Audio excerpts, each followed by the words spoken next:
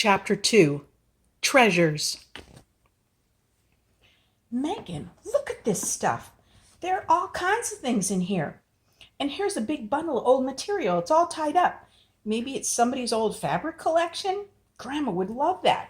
Here, I'm going to hand the bundle to you and you can set it down on the porch swing, okay?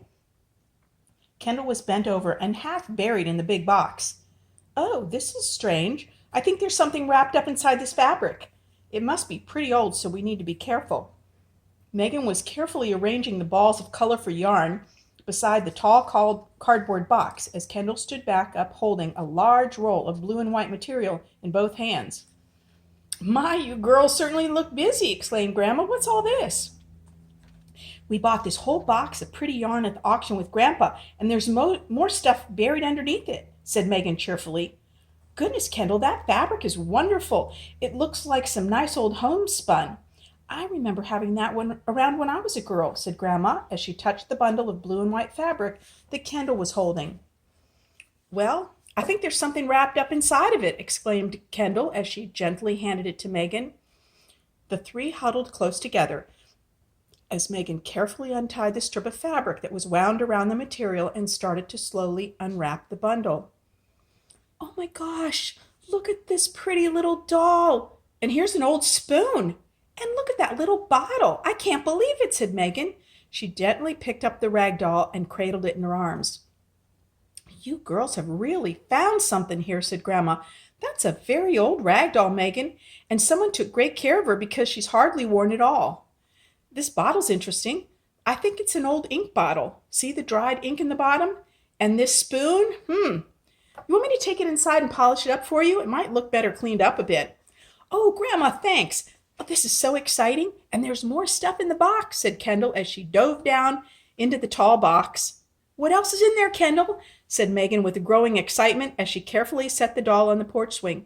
Let's get the rest of the stuff out of the box so we can see what we have.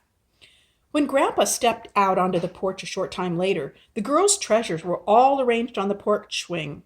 Looks like you girls hit the jackpot, said Grandpa. Did all of that stuff come out of the box you bought at the auction? Yeah, look at this stuff, Grandpa. What do you think?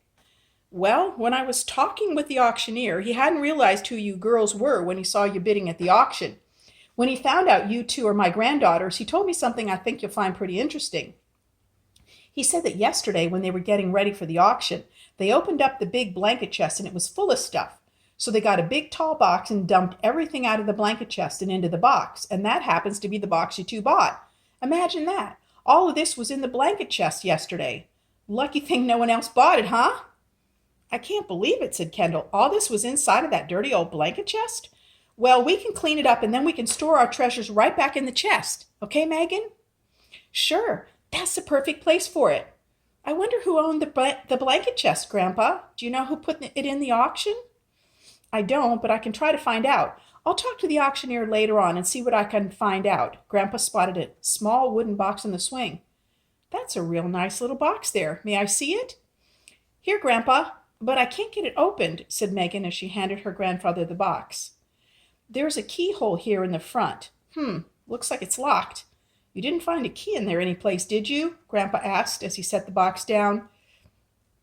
No, there's no key, said Megan disappointedly as she picked up the rag doll. But just look at this other stuff.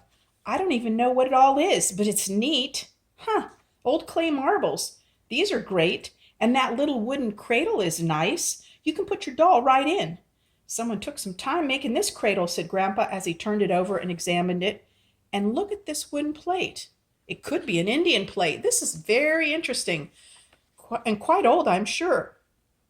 Do you know what these are, girls? Asked Grandpa as he picked up a scissor-like tool. No, Grandpa, what is it? Asked Megan. I'm not positive, but I think these are sugar cutters. I've never seen real ones, just in pictures. A long time ago, sugar came in a big cone-shaped piece called a loaf. In order to use the sugar, you had to cut off some of the loaf. That's when they used these sugar cutters, to cut off lumps of sugar. Sugar was very expensive back then, and people were very careful with it.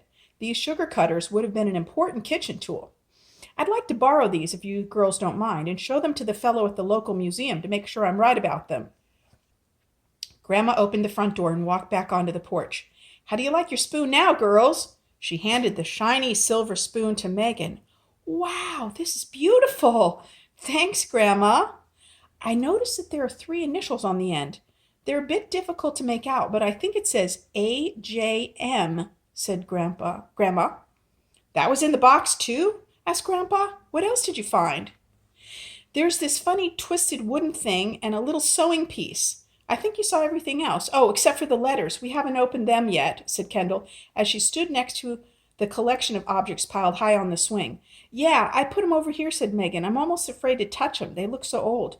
I want to wash my hands first so I don't get them dirty.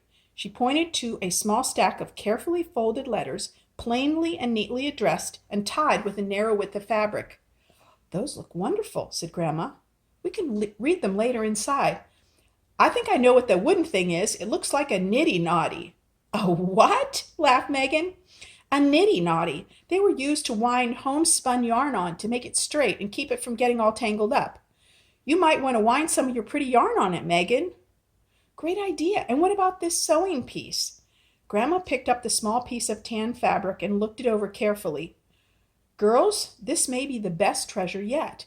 This is an old sampler, something that young girls stitched when they were learning to embroider. It says, Steadfast and True, Anna Jane Matthews, July 6, 1808. And here's the alphabet and flowers and birds. This is just beautiful. The colors are still bright. The stitches look like they're done in silk and wool. It was done on a piece of woven canvas. Well, we know how old this piece is. You mean it was made in 1808? Asked Kendall incredulously. Sure looks like it, said Grandpa. I think you girls should come to the museum with me and bring all of this. The man there might be able to give you some more information. I have never seen so many wonderful pieces all together, and I'd like to know who they belong to and how they ended up in that old blanket chest. He might be able to help us solve this mystery.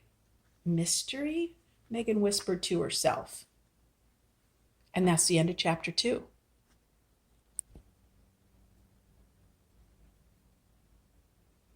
Here are a few of the things that the girls found in the auction. This little jar, which is an inkwell. The rag doll and her clothes are made out of old woven homespun fabric.